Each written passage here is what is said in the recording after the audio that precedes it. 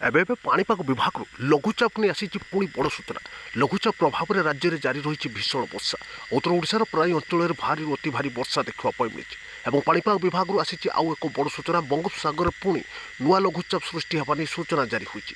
ତେବେ ସୃଷ୍ଟ ଲଘୁଚାପ କ୍ଷେତ୍ର ଏବେ କେଉଁଠି ରହିଛି ଏବଂ ଆସୁଥିବା ଲଘୁଚାପ ପ୍ରଭାବରେ ରାଜ୍ୟରେ କେଉଁ ସବୁ ଜିଲ୍ଲାମାନଙ୍କରେ ଆଗକୁ ପ୍ରବଳ ବର୍ଷା ରହିବ, କେତେ ତାରିଖ ଠାରୁ ରାଜ୍ୟରେ ପୁଣି ଆରମ୍ଭ ହୋଇଯିବ ପ୍ରବଳ ବର୍ଷା, ସେରେ ଭୁବନେଶ୍ୱର ପାଣିପାଗ କେନ୍ଦ୍ରରୁ ଏବେ କ'ଣ ରିପୋର୍ଟ ଜାରି ହୋଇଛି ନିଶ୍ଚୟ ଜାଣିବା ସହ ଭିଡ଼ିଓକୁ ଲାଇକ୍ କରୁନଥିଲେ ଏବେ ହିଁ ଲାଇକ୍ କରନ୍ତୁ। ଚ୍ୟାନେଲକୁ ସବସ୍କ୍ରାଇବ୍ କରୁନଥିଲେ ସବସ୍କ୍ରାଇବ୍ କରି ଘଣ୍ଟି ବଟନକୁ ଦବାନ୍ତୁ। ସବୁ ସମୟରେ ପାଣିପାଗର ତାଜା ଅପଡେଟ୍ ପାଇପାରିବେ। ତ ଭାରତୀୟ ପାଣିପାଗ ବିଭାଗ ବା ଆଇଏମ୍ଡିରୁ ଜାରି ଆସିଲା ନୂଆ ସୂଚନା। ବଙ୍ଗୋପସାଗରରେ ଦାନା ବାନ୍ଧିଥିବା ଲଘୁଚାପ କ୍ଷେତ୍ର ଏବେ ଓଡ଼ିଶା ଅତିକ୍ରମ କରି ଛତିଶଗଡ଼ ଏବଂ ଝାଡ଼ଖଣ୍ଡ ଆଡ଼କୁ ଗତି କରୁଛି। ଏହାର ପ୍ରଭାବରେ ଝାଡ଼ଖଣ୍ଡ ସମେତ ଛତିଶଗଡ଼ ଏବଂ ଉତ୍ତର ଓଡ଼ିଶାର କେତେକ ସ୍ଥାନରେ ଭାରି ବର୍ଷା ଦେଖିବା ପାଇଁ ମିଳିଛି। 24 ଘଣ୍ଟା ପାଇଁ ମୟୂରଭଞ୍ଜ, କେଉଁଝର, ସୁନ୍ଦରଗଡ଼, ଦେଓଗଡ଼, ସମ୍ବଲପୁର, ଝାରସୁଗୁଡ଼ା ଏବଂ ବରଗଡ଼ ଜିଲ୍ଲାରେ ଦେଖିବା ପାଇଁ ମିଳିପାରେ ପ୍ରବଳ ବର୍ଷା।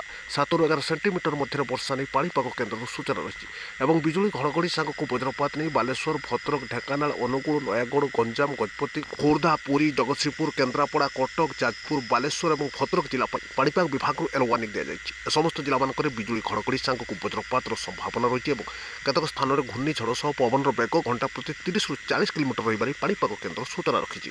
ତେବେ ସାରା ରାଜ୍ୟରେ ଲଘୁଚାପ ପ୍ରଭାବରେ ବର୍ଷା ଜାରି ରହିଛି ଏବଂ ଉତ୍ତର ଓଡ଼ିଶାରେ ଭୀଷଣ ବନ୍ୟା ସ୍ଥିତି ଦେଖିବା ପାଇଁ ମିଳିଛି।